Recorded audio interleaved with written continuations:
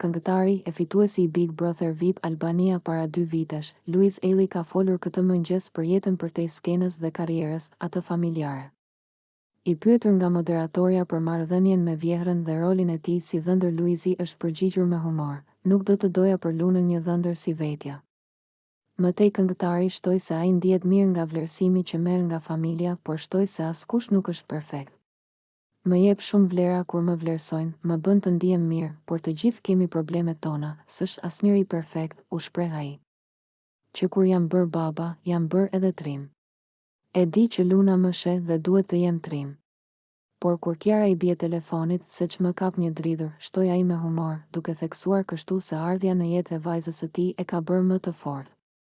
Ndërsa sa i përket raportit me famën, duket se ish fituesi nuk i ka punët fort mirë, kjo pasi ai u shpreh se është e lodhshme dhe ka kosto të lartë personale. "Mund të duket si mendje madhësi, por ndonjëherë them, isha mirë kur isha keq. Është shumë e lodhshme, shumë stresuese.